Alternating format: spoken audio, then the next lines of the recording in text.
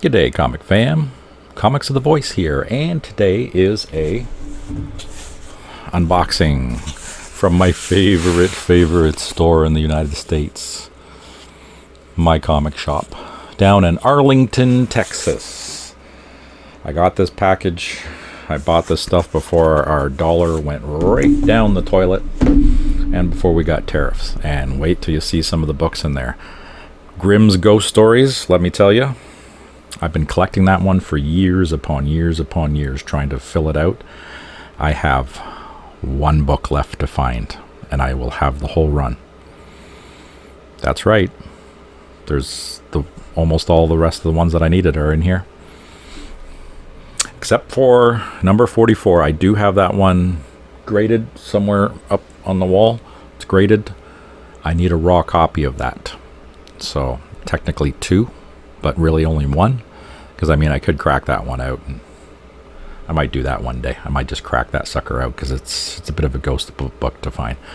But I can find them in gold keys and sometimes in Whitman's. So my collection's a little crossed there. So some of the books that I was missing are Whitman's. So what I'll be looking to do now that once I get that last book is have a full run of gold keys, and then I'll start getting all the Whitman variants and then have that, because collectors, rabbit holes, it's kind of what we do. So let's crack into it. Stay tuned.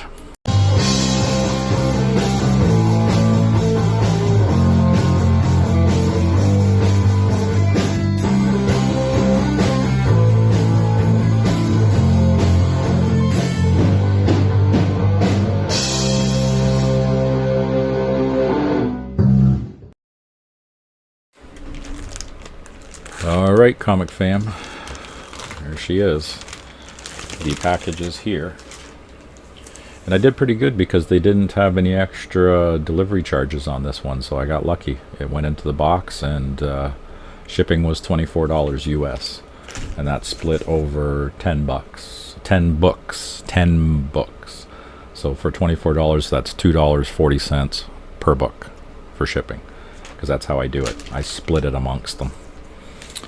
So here we are, 10 books. Ooh, baby. Oh, and there's my gold keys right on the top. Let's see if they're in order. How many did I get? I was sure that there was maybe 3.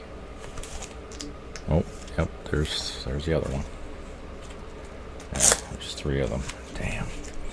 And it's always it's these weird ones in the 40s that are the hard ones to find. So, all right, and they don't look to be in too bad a shape. It says fine on it too. Wow, that is crisp. That's issue number 43 of Grimm's Ghost Story. Sam the Skeleton Man. Pretty wicked cover. Gotta love that. Dope. My brother in horror, he's gonna appreciate these. Because this is the kind of crap that I like. Nobody cares about these books. Nobody cares about this stuff at all. And these are clean. Like, I don't know what collection these things came out of, because usually every time I find ghost stories, Grimm's Ghost Stories, they are beat to shit. The face in the window moans, "I am waiting for you." Boom. And then you can kind of see up there, there's the ghostly face, skeleton face in the window. That's pretty dope. Pretty dope. Number 45. So we got number 43, 45. Yeah, it's number 44 that I have graded. The one and only. It's weird. And I went on to CGC's census thing, and it doesn't even show up. And it's a CGC book, and it's one of their older labels too. Not like the first generation label, but the second gen. And it's not in their registry. I don't know. This one's number 47, and it's beat. This is what I'm used to. This one's beat to shit. The young architect's design for the perfect house included a blueprint for death. So this one, the staples are all messed up. There's some creases. It looks like it's got a what do they call that? The when the pages are all fanned. I know the word. It's in there somewhere. But anyway, it's like, yeah, it's all overlapped. Looks like there's pieces missing out of the corners. You know, that's the way I like my books. And then some of these even had the numbers on the top, but this one doesn't. It's 47. I think it was into the 50s they started putting the numbers on the top. So those are my 3 hard to find. Like, I've been, you know, looking and looking and looking for years and years on these ones, and these are the ghost stories that are ghost the books to find. Was all through the 40s for whatever reason. Like in Grimm Ghost Stories, you can find all the lower issues, all the higher issues, but stuff through the middle, there's got to be something to do with the production. Has to be. All right, this is Geiger, number 1, the G cover. This is when they did the second printings, and they did those yellows.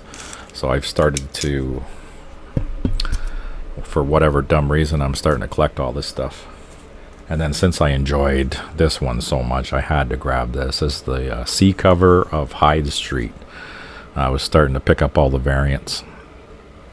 All right, because again, I'm going all in on these Ghost Machine books, because it is just fantastic. Okay, this one I had to get because I have the crossover. This is the crossover from Batman. So I've been collecting Batman. I think it's, what is it, volume 6 or whatever. And when you get into those lenticular series in 21, 22, 23, there's the story crossed over into the Flash book. So I grabbed this as Flash number 22A. So I wanted to have that whole story together.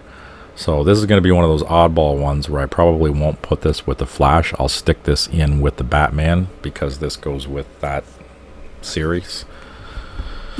I'll have to make a note of it somewhere. Oh my god, yeah, I forgot that I grabbed these. Okay, which ones did I get? Oh, I got number 1. Right on. Because these stories were so wicked cool, and I found a couple more of them. What's this one? This one's fine too. It's nice. Some Williamson goodness. Alien Worlds number 1. Yeah. And I bought it because, you know, the artwork is phenomenal. Look at that little lizard dude, right? Because, you know, that's where your eyes are going right there. Your eyes are going to the little lizard dude.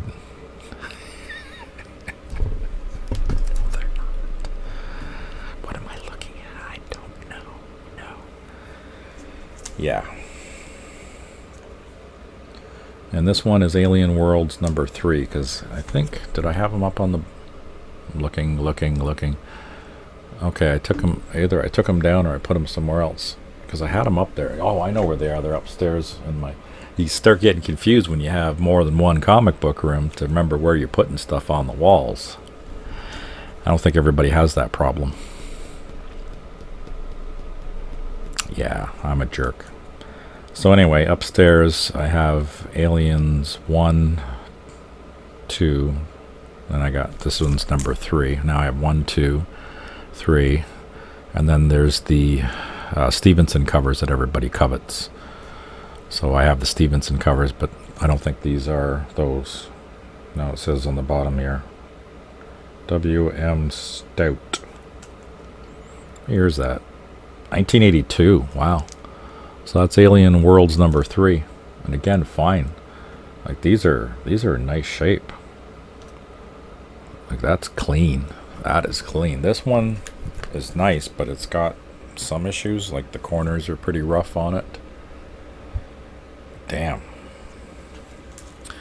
Yeah, because, you know, I'm a bit of a completionist, even though these aren't the covers that everybody wants. But I started reading the series, and it wasn't bad.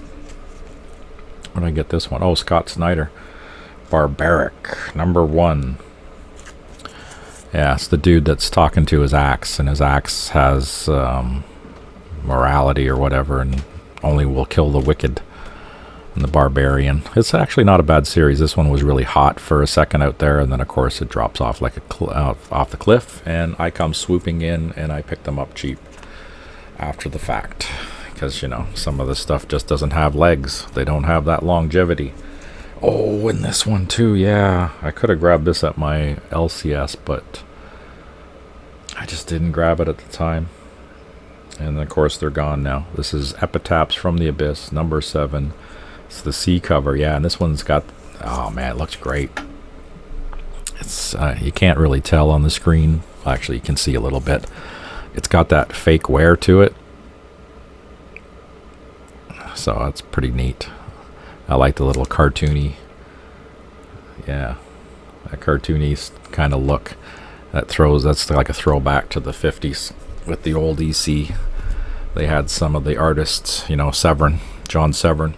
He would do kind of cartoony stuff like this, which was pretty neat before he went off and did his own thing and cracked. So that is my unboxing from My Comic Shop.